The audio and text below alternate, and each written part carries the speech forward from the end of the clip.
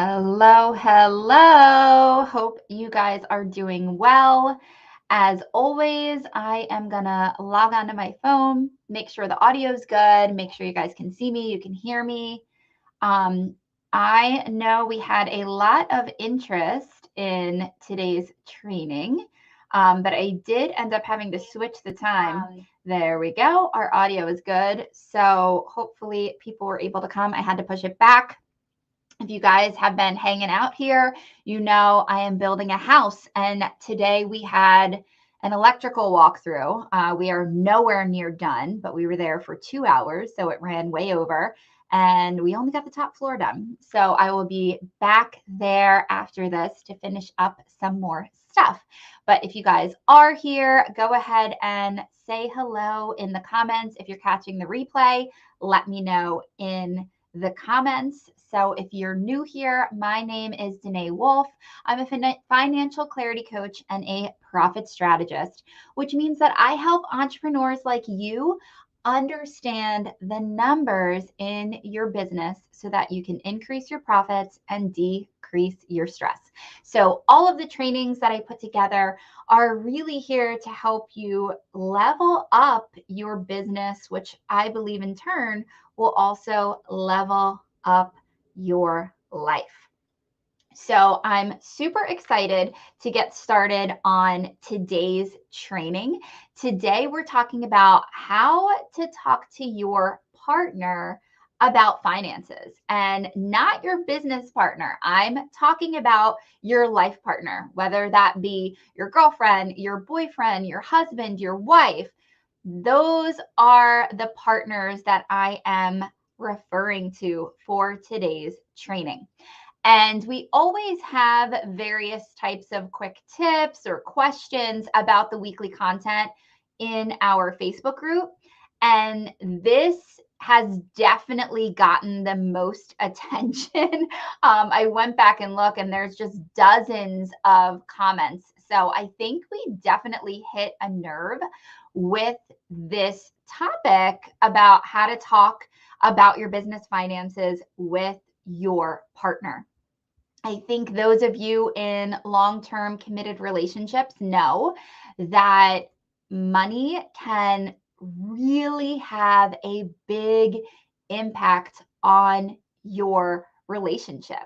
I'm pretty sure that infidelity and money are like the top reasons why people separate. So we're all very, very aware of that. And today I wanted to take the time away from talking about profit and loss statements and balance sheets and really talk about our relationship and the best way to really navigate the financial conversations, because they really have to take place, right? You guys know I always tell you money makes the world go round, right? If you don't know what's going on in your bank account, you don't know what's going on in your business. And if you look in our Facebook group, right, I asked the question, I said, how many of you are openly discussing your finances with your partner? And we got dozens of comments, and I looked through, and it's pretty split 50-50, with people saying we never talk about it. And then people saying, oh yeah, of course we talk about it. You know, my partner knows how much money my business is doing. And I think what happens a lot of times as entrepreneurs, and men, if you're here, you're more than welcome, but I have to speak from the female perspective, right? So I think a lot of times as women entrepreneurs, we really have this sense of, you know, our business is our baby. And I think a lot of female entrepreneurs were really coming from a place of we want to be an independent woman, right? We don't want to answer to anyone. And we get defensive, and it tends to feel a little bit invasive having to talk about our business with our partner, right? We get defensive. And I think some of the comments even said, like, he doesn't need to know. He doesn't need to know. And I read like the old school book, guys, the Men Are From Mars, Women Are From Venus. And it talked about, one of the things I remember from that book, I read it so long ago, was the fact that us as women, we like to gab. We like to talk. We want to walk, we beat a dead horse. We just want to talk it out. We're not necessarily looking for a solution, right? But a man looks at every conversation as, what's the end goal here? I got to fix it. And sometimes we don't want them to fix anything. So what happens is when we start conversing with our partner about what's going on in our business, inevitably, right? And again, I'm being stereotypical here, but inevitably, he's going to start throwing ideas out on how we can make things better, right? And then we get defensive. We're an independent woman. We don't want to hear the suggestion. I don't need you to tell me how to run my business, right? We get defensive. But according to the book, right? According to that book, it's just the difference in our nature, right? To them, they're always going to try to fix the situation, even if we didn't want them to fix it. But the reality is, just because that's going to happen, it doesn't mean that we should not be discussing it with them. And here's what I really want you to understand, right? If you know what your partner's paycheck is, then they should know what yours is. And just because you're an entrepreneur, it doesn't exempt you. In fact, it means that you need to provide way more insight. Because let's say your partner is an employee, right? You're going to know, hey, this is their salary, this is their bonus structure, right? You're going to have all those details. This is how much vacation time they get, right? It's much more regimented, right? And we've got a lot of details and information. So when it comes to our partner, if they are an employee, we've got information overload, right? When you're an entrepreneur, it looks very different, right? It can be, depending on the type of business you have, it can be feast or famine. Maybe you have a really busy season and then a really slow season. You don't necessarily know when you can take off, when you can't take off, right? It's not like you just email HR and say, hey, I'm going to book a family vacation next month, right? So it's important that we recognize this and we keep our partner in the loop. And I can already hear you guys getting defensive and saying, no, no, no, no, no. They have nothing to do with my business. I don't want to hear anything about it. Make sure that you're understanding that what I'm suggesting is that they know what they can expect financially from your business, right? That's the conversation that I'm saying has to happen. You have to keep them in the loop, but you're going to have to come from a place of, this is for informational purposes only, right? I'm not comfortable with you shooting out ideas to help me make any improvement. I just, out of respect for you and letting you know, here's what's going on in my business, so that your partner gets that same level of respect that he or she has given you by sharing with you what their paycheck is, right? It's the same way. And I think one way to really just prevent any type of, fire from starting is prefacing it with, hey, I want to have open dialogue with you. I want you to understand that, hey, I'm going into a launch in October. Zero chance we're taking a trip. So if you want to coordinate vacations together, they need to understand what's going on in your business. If you guys are saving for a house, right? They need to understand what is going on in your business. So maybe you're about to make a large investment in your business. And I've got a training coming up, I believe it's next week, about how and when to invest in your business. But let's say you're contemplating, dropping $5,000 on Facebook ads. I'm not suggesting you need your partner's permission, right? We don't need permission. We are leading our own lives. We are the boss of our business.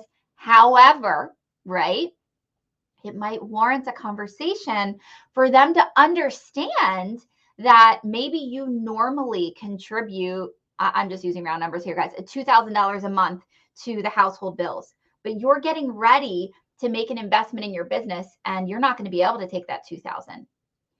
You've got to be able to have that dialogue with your partner openly, right? And you have got to be able to take that armor off, right? I don't want you to be defensive because you have to understand from their perspective, right? From their perspective, this would be no different than them sort of saying to you, hey, I know that I'm on salary and this is what you expect from me on the 15th and the 30th of each month, right? This is what I put into our account every month. Well, next month, I'm not going to do that because I've decided to take some unpaid time off, right? You would expect a heads up about that, right? And I think it has become a societal norm because, if your partner's an employee, right? You expect to be in the loop. But for some reason, as entrepreneurs, we've got a little bit of a chip on our shoulders and we think we don't need to have those conversations with our partners. And we don't need to say, hey, by the way, I've decided I'm going to make an investment in my business. I'm going to drop, $5,000 on a coach, and whatever your decision is, you have somehow decided you don't need to share that with them. And your take home pay is just going to be different. And that creates an environment of instability, right? And that is why you might get in a situation then where now you feel your partner is asking you a lot of questions. They're trying to be really involved. Well, it's because they don't know what to expect, right? Because a lot of times when I ask my clients this question, they say, well, I used to talk to him about it. And again, if there are men on this training or listening to the podcast, I am coming from this from a female perspective because I stay in my lane, right? I don't think it's appropriate for me to try to explain a male perspective because I don't really know what your perspective would be.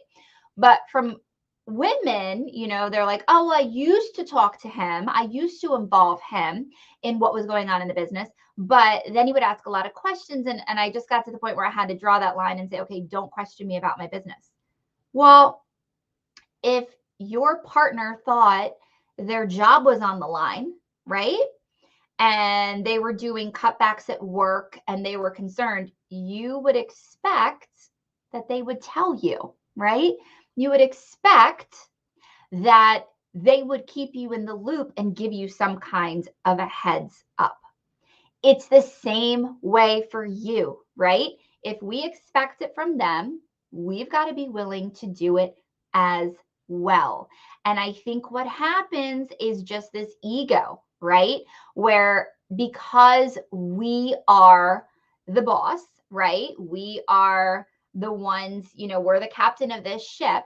So if something is uncertain, there's a lack of stability, there's any type of flaw, we're very nervous to share that because we don't want to look bad, right?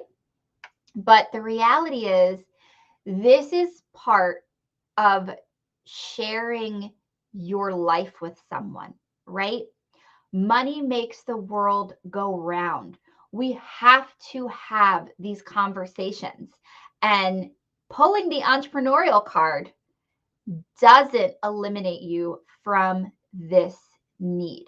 Now, everyone is really going to handle money differently. I'm sure you guys have talked to your girlfriends about this.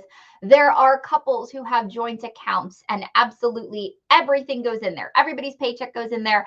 Everything is paid out of one account. There are couples who just one person pays all the bills and the other person's paycheck is the fun money, right? There are people who completely have separate bank accounts and somebody pays the mortgage and somebody pays the utilities and they each pay for their own cars and their own cell phones and everything is completely split, right?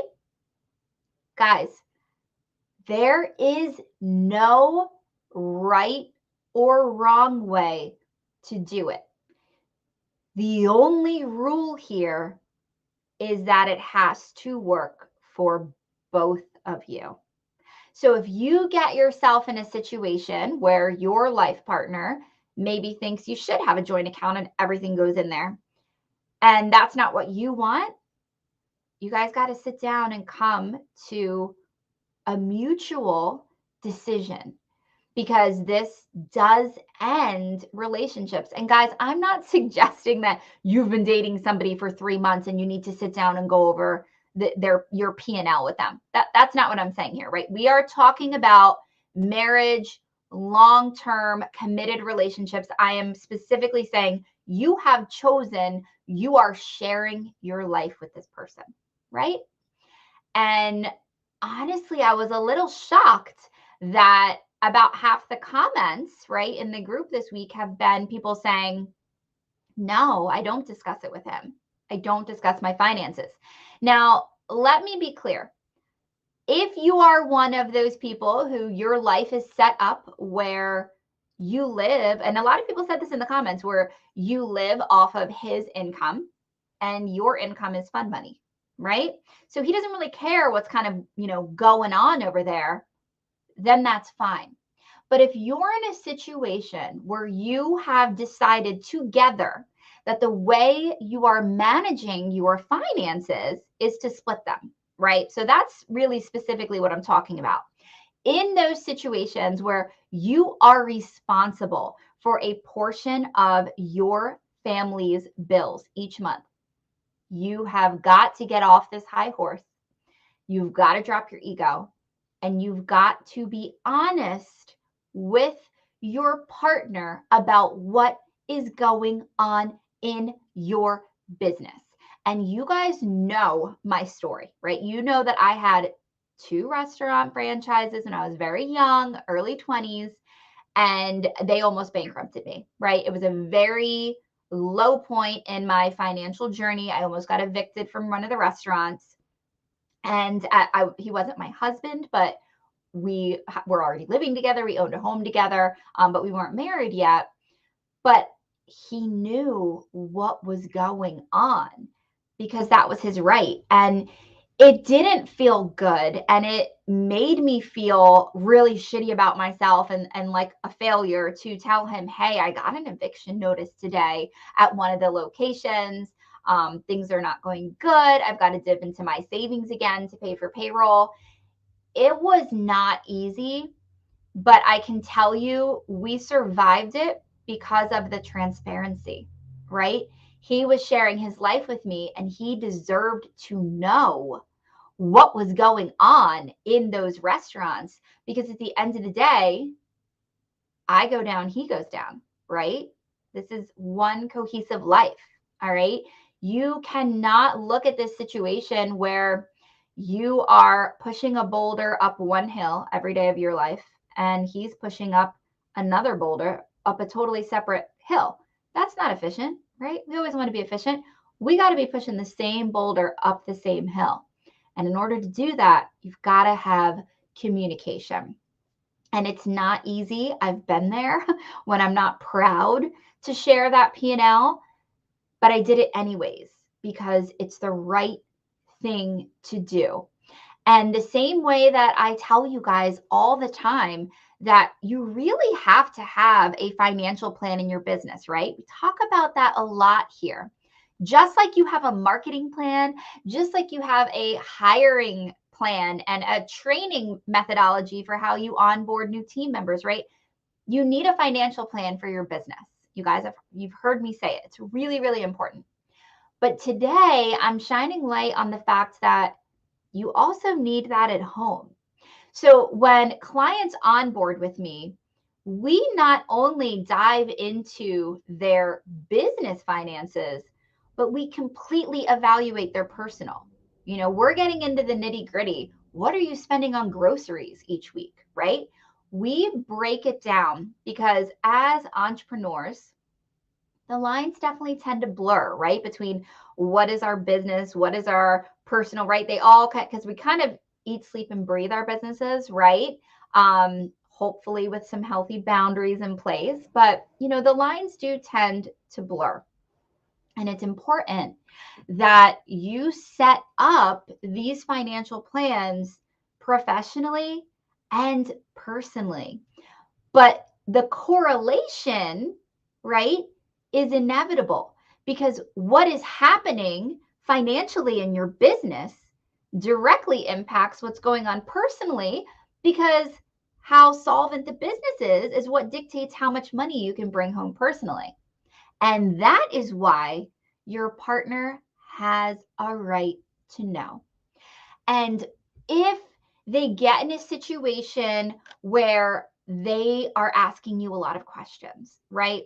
And I know I went through this. There was a lot of questions, and it was like, I am already stressed, dude. Like, I'm already stressed. I got an eviction notice in my hand. You are asking me questions I don't have answers to. Like, I am not here to make you feel better. Like, I'm just keeping you in the loop. And it's difficult, and that's going to happen, right? But you have to understand from their perspective.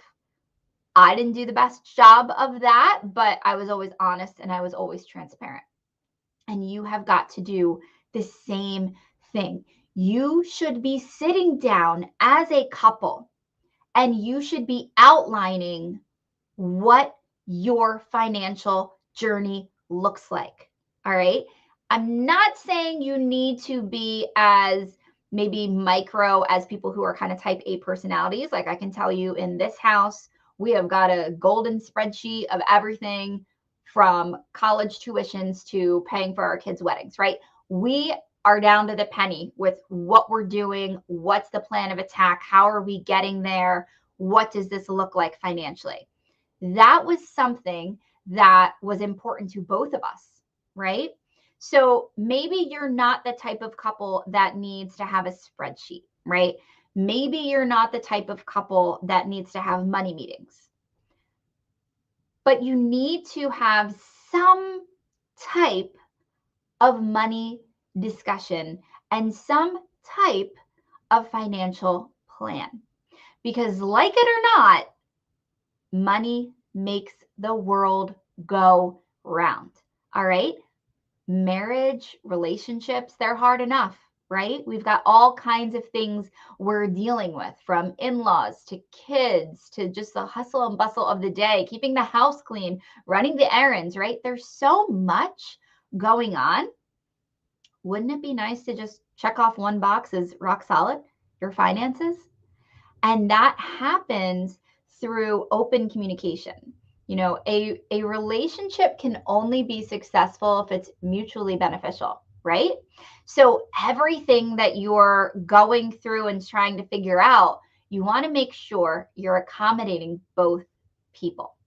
And finances are a tough one because so much of our financial baggage is rooted in our childhoods, right? And it's a lot of mindset work. And I believe we did a live training on this at some point last year. But you know, money is emotional, right? It makes people feel a lot of different types of feelings, right? Some people are money hungry. Some people think money is evil. It can really run the gamut about how you feel about money. But regardless of how you feel about it, it is a fact, okay? Not a feeling. It is a fact that money makes the world go round. So you have got to be able to create an atmosphere and an environment in your relationship where you can speak openly and honestly about money. And you really have to be able to respect that everyone's perspective is different, right? I went through a very difficult financial situation with my restaurants, right? So I very much understand what it's like to be in a situation where you're really struggling, really struggling. I mean, holding an eviction notice for one of my restaurants. And that's obviously going to shape me and shape my perspective and how I see money, right? And my husband has to respect that and understand that, right? You might have a very different money story, right? We could have had childhoods where there was a ton of money that's impacted us as adults. Could have had childhoods where there was no money at all. It's impacting you as adults, okay? Whatever your money perspective is, whatever that money noise is, that money mindset, it completely completely dictates the way you view money, the way you spend money, the way you feel about money. And you have to be able to have this conversation with your partner so you can understand and respect their perspective. You have got to go there and you have got to say, what was the money situation when you were growing up, right? How was money talked about in your household? How did you feel about it? What is your earliest memory about money? Because if they share that with you, I guarantee you a light bulb's going to go off and you're going to go, oh, that's why he's the way he is, right? This stuff is real and it's deep and it's emotional. And I wish I had a better solution on how to fix it, but I think it's just all you got to just get on the same page and respect that you might be on very different pages, right? And decide together, how are we going to get on the same page? My husband and I have wildly drastic views when we look at money, when we talk about money, the way we feel about money, completely different ends of the spectrum. But my point is that we've done the work. We've done the work to make sure that we are functional, right? We worked to put together a financial plan that was mutually beneficial. And guys, we started off as polar opposites, right? But we put the time in to say, okay, how did we get there? How did we get to the place that this is my money baggage? What created that for me? What shaped that in me? Same thing with him. How did you develop this mindset? How did that happen? Okay, so now we understand where the other person's coming from. What is our vision for the future, right? How can we take these two separate experiences and perspectives and blend them together to create a plan that is going to move the needle forward so that we can both work toward a mutually beneficial goal? And I think where this challenge comes into play in the entrepreneurial community is just that chip on our shoulder that we think we don't need to have that conversation, right? Because we don't want them involved in what's going on in our money. And, you know, those of you who are splitting bills, right, and you have a financial obligation to your family, beyond a shadow of a doubt, this is what you have to do. You have to be honest. You have to be transparent. You have to tell your partner what the heck is going on in your bank account. You don't have a choice. But for those of you who your personal finances are sorted out, maybe your partner covers everything, right? So you really just kind of run the business on the side. It's fun money. I still encourage these money meetings. They will complete what two brains are better than one, right? That's the saying. Two brains are better than one. So if we could turn off our armor, right? Stop getting defensive and actually say, okay, clearly I value what this person thinks because I've chosen to spend my life with them, right? And if you don't, you know, that's a lie for a different day. You need to get out of that situation. But if you are in a healthy, loving, committed, long-term relationship, chances are you value what he or she thinks. So it's okay to open up the door to hear their feedback. You're not making any promises that, oh yeah, they made an operational improvement suggestion and tomorrow you're going to go to your team and implement it. No, but take your armor down, let down your guard, and be honest. Two brains are always going to be better than one, and hearing their perspective might help you. So if you guys take anything from today's training, it's that number one, just because you're an entrepreneur doesn't get you out of the money conversations. All right. Your partner deserves to know what's going on. And the same way you have money meetings in your business, I strongly encourage you to have them at home. I think there is a substantial lack of financial literacy in this country. I talk about that a lot. That's why I do what I do. I provide this, free content for you guys because I'm so passionate about it. And I really believe that when you look at finances, you've got to be strategic, right? I don't ever suggest that you just kind of wing it, right? It's too important.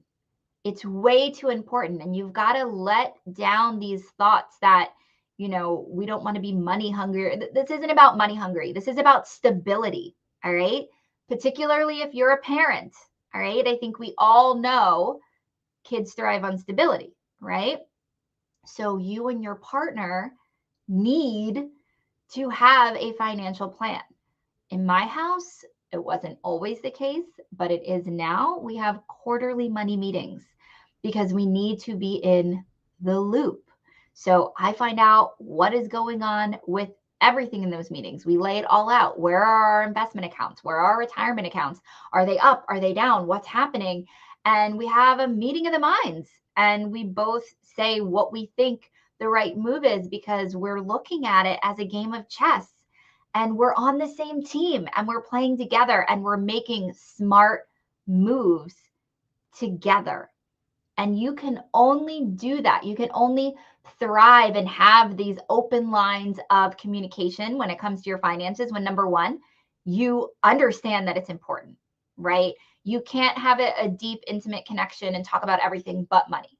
It doesn't work. There should be nothing off the table when it comes to your life partner. But you have to be able to know, why do they feel the way they do about money? What is their perspective? What is your intention and end goal, right? How do you guys make that as similar as possible? And then how do you chart a path together so that you can be there? And too often I speak to people who are just like, well, that's his money, that's my money, and I have a couple bills to pay and I make sure I pay them and that's that. You're leaving money on the table. If you guys can work together and create a financial plan for your family, set a goal to create generational wealth, all right? These are things you can do. Let go of this mindset that that's not in the cards for you.